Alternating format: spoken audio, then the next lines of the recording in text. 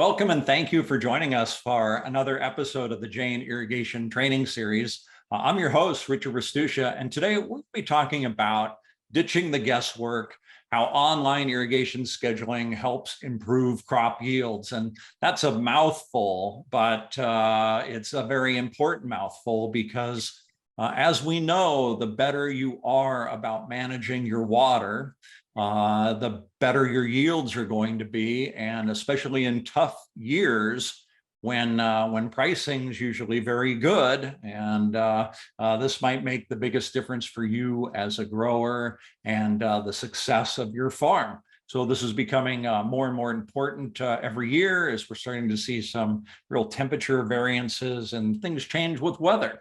So I'm really excited today because we've got Dr. Conger from the LSU AgCenter helping us out with this today. Now, I know Dr. Conger for a long time. We were talking earlier, maybe 12 or 15 years ago. She came out of the University of Florida with a group of people that I still keep in contact with today because they've made such a big impact on irrigation and have stayed in the irrigation world. I know at my most recent IA show, I made the comment, where are all the young people in the industry? Well, Dr. Conger is part of this group that is younger and in the industry and really making a difference. I think she's got a great career ahead of her, and she's had a great history already behind her in her research and contributions she's made to water management. So Dr. Conger, thank you for joining us today. I know this is going to be a real important webinar. Oh, thank you so much for having me, Richard. It's a pleasure to be here. Yeah, so when I start thinking about online apps to schedule irrigation, I get excited because, I used to joke a while back, I need an app for my apps. But what I also think about an online app is that it makes my irrigation scheduling more simple. And I like that, right? I've got so many things to do today that I want to make that simple. And but I also know in talking to people about, are you using an online app to schedule irrigation? One of the things I get back is, I would, but I feel like I have to bring so much information or gather so much information before I use that app that I don't get out of the gate. I know it'll help me, but I just can't get past that first speed bump. What do you have to say to those people? Yeah, I mean, it's definitely a struggle because, if you don't put in good information in the beginning and set everything up properly, you're not going to get good information out. And so it is important to be able to put in that information in the beginning, but really on the other side of that, we have to balance the simplicity with the complexity. Complex isn't always better. And so if we can get enough information to approximate the system, to start us off, we can always refine it in the future. So if we could just get past that initial input of, well, this is what I'm working with. And the farmer, for example, a farmer who's going to schedule irrigation, they're the only person who knows their field, really, to the level that they can put in that information themselves. We can't really do that for them, other than, we can pull some approximations for them, but that's pretty much it. They're going to have to get over that hump if they really want that irrigation schedule, I think. Yeah, I think that's a really good point, what you just made there, because again, if somebody is going to ask me about my business, and I say, well, I'm going to have to spend a bunch of time researching before I talk about it, that might be a red flag for my business, right? So sure, ask me whatever you want about my business. I know it. It's not going to be that hard to talk about or give input about. Yeah, absolutely. Yeah. Okay, so would you like me to go through what we've put together today? Yeah, I really want to, because I see a few, not a few, but quite a few now, people are developing apps for irrigation scheduling. Some are specific to the state that you're in or areas. Right. And so these are some of the things we want to learn about today. Who can use this app? Who's it available to? And how's it going to work? Yeah, absolutely. So since I'm in Louisiana, my thought process is really to focus on Louisiana conditions. And so that's our first goal, is to capture this humid climate where we get a significant amount of rainfall, and figure out how to schedule irrigation around that, because we always want irrigation to be supplemental to rainfall. And so really, irrigation is a risk mitigation strategy in the humid states. And so, we can't set a schedule and keep to it for the whole summer, because rain is going to make that a very dynamic process. Some of my colleagues did an evaluation on different natural disasters that will affect the state, and they found that drought is actually the most expensive risk to agriculture here, with 95% of projected crop losses by 2050 accounted to drought. And so that's in a big natural disaster prone state where we get hurricanes and tornadoes and drought and other flooding. We have it all here. And so really, we like to think of it as either insurance. I've heard people talk about irrigation as an insurance policy, where if we have drought, they have the capabilities to handle that, but also reducing that risk and making sure you do everything you can to get that crop harvested at the end of the season. So And do go ahead. most of the growers in Louisiana have irrigation? So we're about 56% irrigated at this point. That's the best stat we have. And 91% of that is furrow irrigated, which means it's gravity fed and basically flooding the field. Right. The rest is pivot, basically sprinkler packages. Yeah. But for the most part, they're putting out a lot of water at once. And so we need to make sure they're putting it out at the right time. Yeah. And so if you look at this drought map from last summer, this is actually the map we used to justify this project. Texas was in worse shape than us, and I wouldn't even dream of putting California up there. It's all the dark red. But we experienced drought last year, and that was actually what started this process of getting the Webtool out. Also, the last few years, I worked with a scientist out of USDA ARS, Dr. Clement Soluand, who is an agricultural modeler. And we looked at historical rainfall in the state of Louisiana and created regional patterns to see if we could give irrigation recommendations based on historical rainfall, as opposed to looking at real-time rainfall. And so we found that the only months where there's any difference in rainfall patterns in the state are those summer months. And North Louisiana is much drier than South Louisiana. And so June, July, and August, which are our irrigation months, are the months where we cannot count on rainfall, is basically what we found. It's kind of the opposite of what you would want. Exactly. The rest of the year, it's a swampland. But those 3 months, and sometimes a little earlier and sometimes a little later, those three are, you could be monsoon season or you can be completely dry, and we have no clue what's going to happen. So the graph I'm showing now is the national water consumption for different categories. And if you look at that blue line at the top, that has a dip in the beginning and then it flatlines, and then you see the increase in the more recent years, that's agriculture. And really the decline that was happening from 1950 to about 1975 was the onset of pressurized irrigation. And so even though we continually add acres for the most part in the US that are irrigated, we were seeing a decline because we were getting more efficient. Well, NRCS has developed some programs in Louisiana back in the 1990s, early 2000s, maybe even a little earlier, where drainage was an issue. basically we had all this rain and drainage was the issue. And so they paid a lot of farmers to land level their fields for drainage. But that has cut that fertile topsoil with all the organic matter away from that field. And so now water runs right off it, which means now it's not storing water and you have to irrigate to grow that crop.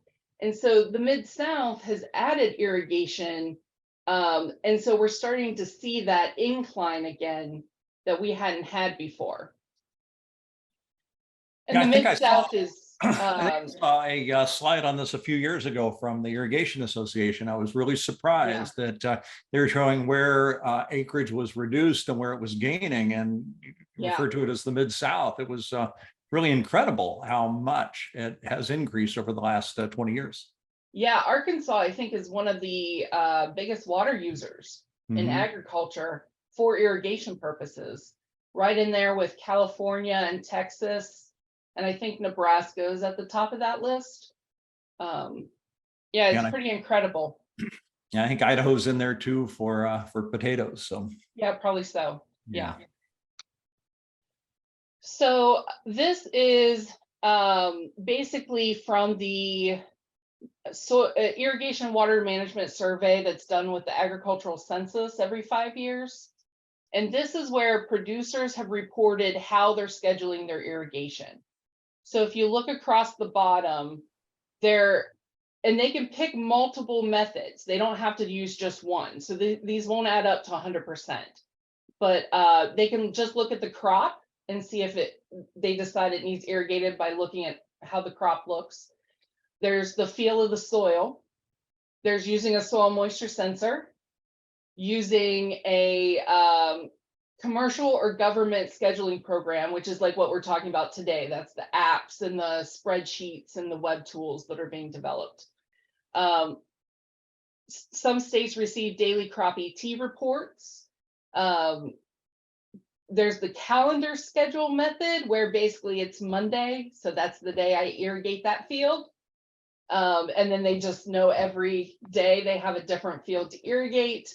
And then when their neighbors decide to irrigate is how they decide when to irrigate, which is still pretty substantial at 5.5% on a national basis. So you can see a majority of people are really still looking at the crop and the soil to determine when to irrigate. That's a very manual process. Right, that look and feel method. Yeah. But I was actually very encouraged here when I saw 7.2 using daily crop ET reports. Yeah, and I actually wonder where that comes from. I may dive into that later in the data just to see, because I know we don't have that here in Louisiana. That's not an option for our producers, but I would find interesting where ET is actually being given out on a daily basis. Right, yeah, no, that's great. So if we compare that to Louisiana, we're still very much in the crop condition and feel of the soil. I mean, we're right in that range.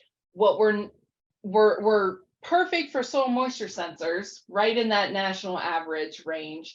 But we do not have the apps available, and so they're really not using any of that. 2.5% is likely coming from a private company where they're using some irrigation scheduling tool that comes along with some other program they're using for farming.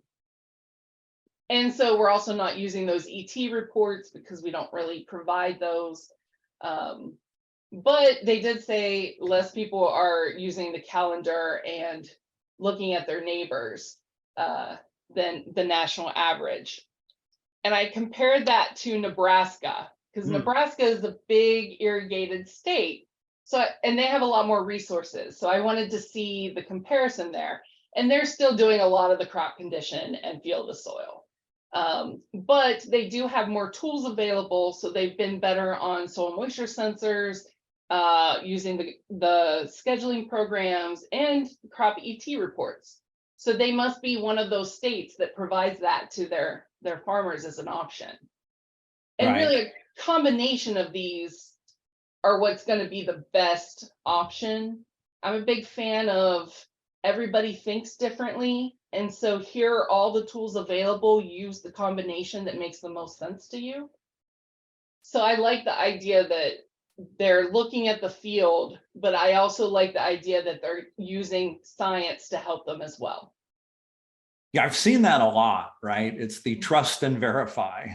Yes. And my app or my soil moisture sensor is telling me one thing, but intuitively I'm uncomfortable with it. And Yeah. I've seen growers that have gotten the backhoe out and have dug a giant hole just to verify that the information they're getting is correct. And We did they're that always, last year. they're always Yeah. surprised it's correct. But I get that intuitive feeling you have to honor it. Yeah. Yeah, that was actually a really cool thing that I had never done that before, but I showed up at a farm, a sugarcane farm, and I'm helping him on learning how to schedule irrigation and developing recommendations for sugarcane. And he wanted to field check the soil moisture sensor, and he got out a big backhoe and took a big hole out and got in the hole and was marking the soil level. Like you could see the water in the soil and feeling the different depths and comparing that to what the sensor said. It actually came out the same. Yeah, right. Yeah. You were right. But it was validating, it was nice. So one of the things you had kind of asked me ahead of time of what is the difference between an app and a web tool? I think that was one of your questions. Yeah. And there is a difference. So the backside is still code, right? It's still programmed to work just like any other code. But it's more the way that you interact with the device that you're using to look at it. And so an app is actually a standalone program that you would download on a device, and it lives there and you would open it. Everything's in that program. A web tool is basically a website. And so it's going to live on a website somewhere, but you can pull it, bring it up on a browser on your phone and have something on your home screen to open that page immediately, just like an app. But everything lives on some website server somewhere. And so go ahead. Is your tool an app or a web tool? Ours is going to be a web tool. And that is because apps are really hard to support. Every time there's a software update, and it doesn't matter, it could be Apple, it could be Google, Samsung. If anybody updates the software on a phone or a tablet, it is likely that that app will need to be updated for it to continue to work properly. That's a lot of back-end support that we personally do not have. Whereas we have people managing our website, and our website will not update as quickly as our phone will or our tablet. And so the web tool will take a lot less maintenance and updating, whereas the functionality for the end user should be close to the same. So we went the web tool route. Yeah, which is the direction most people are going these days. There are a lot of people who are going these days just for that very reason that you mentioned. That's right. That's right. And so our process was to develop the methods, which is the science behind what we're doing. And then I made that into a spreadsheet. And so we had people come behind me, take that tool, that spreadsheet, and code it so that it is now something that can function as a computer program. And then we connect that code to data sources, which we call the backside when we talk about it. It's basically making all of that function together, pull in that external weather data, pull in that soils information from where you said your field is located, and all the different pieces of data that will make everything function. That all happens as one process. And then there's the front side. The front side is what you use and what you touch and how you interact with that code. And so the front side is the part that we're still kind of finalizing right now. Whereas everything else in our web tool has already been developed. And then something that we did for this specific project was have an advisory process, because the last thing I want to do is develop a tool that no one's going to use. Yeah. And so we developed, I contacted as many people as I could reach out to that I thought would help.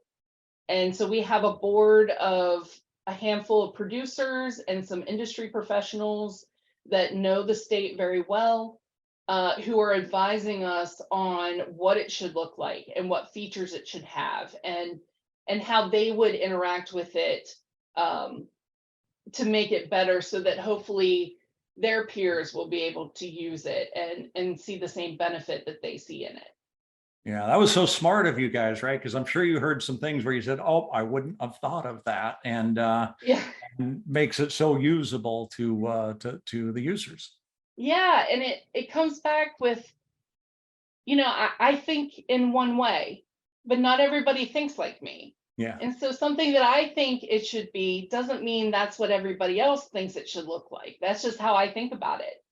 And so to hear the different perspectives and almost give the same information in different ways, we think is going to be very helpful in the end, because not everybody processes the information identically. So when I developed the methods, I started with a spreadsheet, and the spreadsheet is just doing the soil water balance.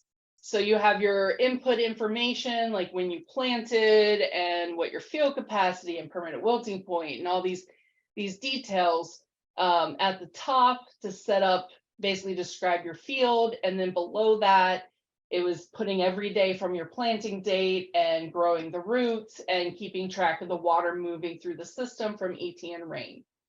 And so that was very simple. That's the way I think in spreadsheet terms.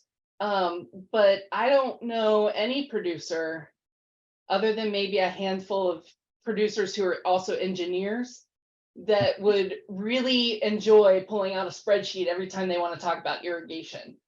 And so even though this has been developed now since probably 2015, I've never publicly released it as a tool, because I just didn't think it was in a form that people would actually use it in. And so we're using this opportunity to take this spreadsheet and make it into that web tool. And with my interactions with farmers over the years, they've always told me they never sit down at a computer unless it's like the end of the season, they're doing all their end of the year reporting or things that they have to do on a computer. Otherwise, it's their phone and they're in a tractor. Yeah. They're scrolling on their phone for the tractor. And so I'm like, well, a spreadsheet's definitely not going to work on a phone. So really our only option is to go the app or web tool route to have it be usable. Yeah, what a great point, right? For all our front-end developer friends, think about on your phone in your tractor, because that's really where it's going to happen. I talk a lot about in the morning when you're having coffee, you can look at your computer. Well, guess what? That's probably not happening. Yeah. What's happening is I'm rushing to get to my tractor, and that's where I'm going to do my searches. Yeah, you're taking your coffee on the go and meeting the crew and making sure everybody knows where they're supposed to be and everything they're supposed to be doing. And the computer may be the end of the day, but likely you're going to bed to start the next crop day. Right. You don't have a lot of free time during the crop season. So with the spreadsheet method and the soil water balance method, there's always the opportunity for error. And so sometimes you get something that looks like this. This is where I measured soil moisture with a sensor, and then I used my soil water balance to approximate that soil moisture, and they pretty much line up, like good enough for irrigation scheduling, because really we're just picking the day that we're going to turn it on. Because my farmers, they're flooding the field, so they're just picking the day they're going to turn it on, and then they're going to turn it off when the water hits the end of the field. Yeah, we're not doing an amount like we would for landscape irrigation. Right. So you're really doing frequency, not Right. not time. Right. And so this lines up pretty well, but sometimes you have something that looks like this. And really what is happening is that our soil types, they have some issues. They get hydrophobic. They like to have runoff even when there's storage within the root zone. And so the soil water balance assumes if you have storage space available, water is going to go in there. If you have a rain event or an irrigation, water will enter the root zone if there's room. However, it is very possible for us to get 5 inches in a day, even a couple hours. Like that does happen for us. We've had 17 inches on a day before. And so when you get water coming at an intensity like that, 5 inches in a couple hours, that's a high intensity rain event. That is going to run off even if you have storage space, because the intensity is larger than the infiltration rate. And so the soil water balance will get off. Like at the end of that second graph in August, we had a whole bunch of rain that came very quickly. And so the soil moisture that was predicted was very high because it was storing that. But in reality, that water was running off and not entering the root zone. And so there's always the possibility for this to happen. And there's definitely improvements we can make on how the web tool works in that way in the future. But right now we're just focusing on getting the tool out there. And also, if you're having rain, you're not irrigating. Right. So that the error doesn't matter as much unless it's dry. And when it's dry, we're approximating very well. And we get enough frequent rainfall. I mean, there's 3 portions there where we kind of got off track, but they always seem to come back and line back up eventually. I don't think that would be true in an arid climate, but that does happen here. Right. Yeah. No, you can see that very well in June when you get the big separations. They do come back at some point. Yeah, absolutely. And so if we're just looking at scheduling irrigation, I believe that increase in soil moisture on 7/29 was an irrigation event. So we were able to predict that irrigation event fairly well with the tool, even though we were off in the rainy periods. Right. So going from that spreadsheet, we're basically going to what you would see on that front side. And this is really just a rendering. Like, it's not, you're going to see some terms that aren't quite right because this is IT's version of what they think it's going to look like. We're going to go through and refine all the details. So we are going to have a login because we want everyone to be able to own their own stuff in a portion of the website. And that way they can pull in future year or past years and look at what they've done in the past. And, we'll be able to store that information for them. We are going to focus on using external logins, though. We're not going to store any passwords. So if you have a Google login, an Apple login, some other organization that's going to handle the security of your login can be used on this. That's great to know. And I think it's important, right, that we are getting an early look today. We're getting a behind the scenes look at this app that nobody else is getting. That's right. Absolutely. This is the first time that we've shared this publicly. Yeah. So once you log in, you'll have your fields there. And these might change in how they look exactly. But what I had initially asked for were little blocks that gave a little summary of what field it was. And then I asked for color changes because I wanted very quick determination of what they needed to focus on once they got into the app. So if it's not close to an irrigation day, they shouldn't need to go into that field and look at what's going on because it's not important that day. And so right now we're going to focus on trying to have color coding. So like when it gets close to an irrigation event and we're trying to communicate with that person, it may turn red. Or if they're fine, they may turn green. And we may play with that. We may put up the deficit percentage right there so they can see exactly where they are in terms of the soil water balance from the screen. But this is just a summary to know, okay, what fields do I have to target today? Yeah. And then once you go into a field, this is where you can edit it. So you can add your irrigation events if you know them.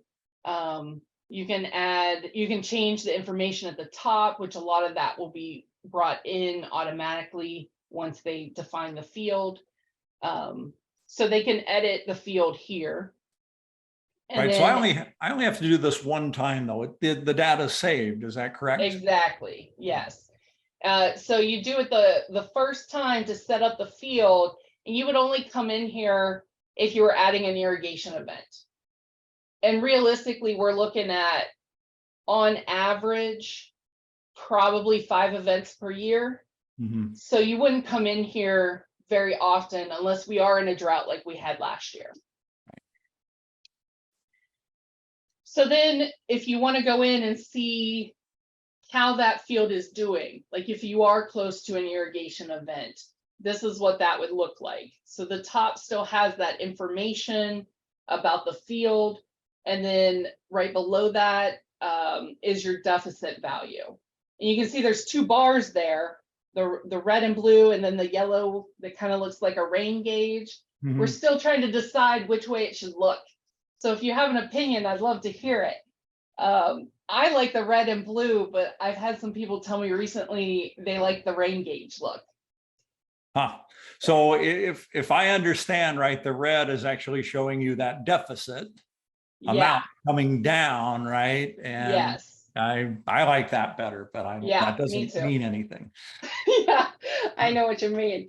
Yeah, the deficit is something that once I got to agriculture, I found that a lot of producers understood the concept of deficit instead of what your soil moisture is relative to field capacity and permanent wilting point. And so yeah, basically your deficit is the amount of water that's been lost from your root zone, where target would be probably about 50% to target your irrigation event. Growing degree days may change. That was an idea. We're gonna play with that as well. And then as you move down that page, this is where you're gonna get your over time soil moisture. So you'll get that instantaneous deficit, but you can also visualize the moisture over time. And this is probably the one that I need to work with IT the most, because they don't quite understand the terminology. But basically that green band is kind of a target that we will adjust to be closer to the real values of our target. And the reason it's banded that way is so that we don't over irrigate at the beginning of the season or at the end of the season, which is not the critical growth stages for water. Really, the critical growth stages of most crops are in the middle during the reproductive periods. And so we're trying to target good soil moisture in the middle of the season and allow some deficit when you're trying to plant and spray and also trying to harvest. You don't need to be irrigating up until harvest. And so that'll just track over time.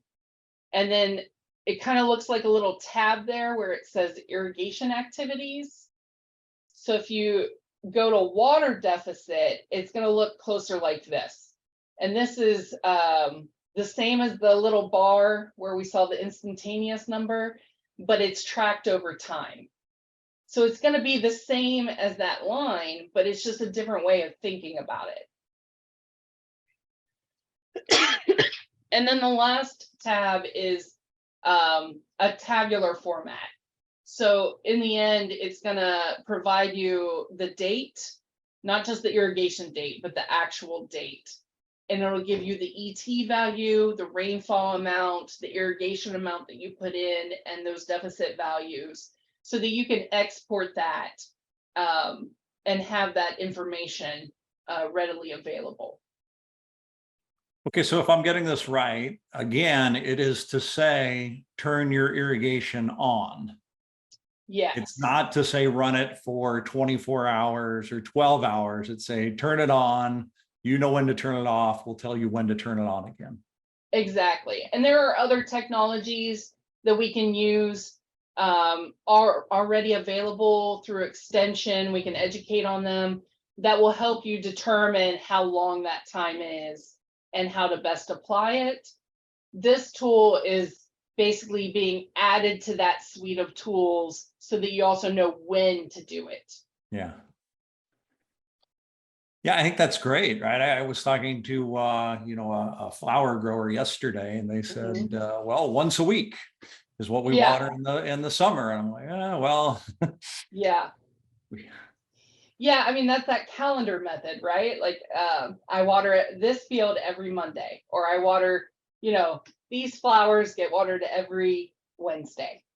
And, that works if you're having similar weather conditions, like constant weather conditions, no rainfall. You can have one schedule that can be so many days apart, like an interval schedule. Right. But here in Louisiana, we get so much rainfall that we have to be way more dynamic. And it's very hard to tell when you're at that critical point of, do I wait a week and catch the next rain, or do I need to irrigate today to get through the season? Yeah. And it's, none of us can predict the future very well. And so it's hard to make those decisions. So we're just trying to provide this tool to make that a little bit easier. Yeah, that's really cool. Now, and I'm looking at a QR code right now, which I know all about since COVID. Yeah. What's this QR code going to do for us? So this QR code will take you to a form where you can sign up to be notified when we release the tool. And I would have liked to have told you exactly where the tool is going to live right now, but I don't think they've created that space yet on the website. It will be on the AgCenter website to access it. But basically, if you use this QR code and put in your best contact information of how you want us to contact you, we will basically let you know personally when the tool is released so that you can go in and try it. That's great. And you guys are expecting this release in a few days, a week, a month. What's your best guess today? Probably a few weeks. My IT group said that they had some major deadlines actually that were today. And so we're getting prioritized starting tomorrow. Yeah. And we're really close. Like I said, everything on that back side is done. It's just that front side of getting it to talk to the backside and look correct, and working through like all that terminology that needs to be corrected and the fine details. So I imagine it'll take about a couple weeks to get that done, but we will definitely put it out by the end of March. Yeah, and based on the chart you just showed a few slides ago, it seems like it'll be perfect timing. Yeah, absolutely. Yeah. So, and we do have somebody asking about a link of this recording, and we do send the link to everybody who attends. So those of you who want to watch it again or have it for future reference, you will get that. Dr. Conger, what if I have a question about the data I'm looking at, or I'm not sure how to use the tool? What can I do about that? How can I get some help? So you can contact me directly. My email address is up there. That's probably the best way to contact me the first time, and then we can schedule time to chat if that's the best way to do it. And then I also have a team of people behind me. So if it's not me, I can direct to the right person to help. And so that's probably the best way to get help. And I'm not sure in March we will have all this set up, but after this crop season, there will definitely be a manual that goes with the web tool and extension information on the landing page, the login page. So that information will be there to help as well, in case it's just a simple, like, I don't know what this term means. You can go to that information and find out the term, so that you don't have to reach out to us directly if you don't want to, but we're always available for that. Yeah, that's really cool, really helpful. And then is this just for growers in Louisiana, or if I'm a grower in California, can I use it? That's a great question. So we put in crop coefficients that were specific to Louisiana. However, that will be adjustable. So, and the first year we're using a weather data source that's national. And so I don't see any limitation outside of your irrigation method. So I don't necessarily recommend this tool for like pivot irrigators or drip irrigators, but it's going to be a great tool for furrow irrigators anywhere, I think. Yeah, oh, that's great. That's really, that's going to be really helpful. That's for sure. Mm-hmm. And last piece of advice that you might have for anybody who's holding back, that says, oh, I'm not sure I want to do this. And any thoughts on that? I mean, you don't learn if you don't try. Yeah. And you never know what is going to change your life in terms of what makes it easier or what will save you money, you know. And there's other aspects to irrigation that we didn't talk about other than, you know, maintaining well-watered conditions for crops.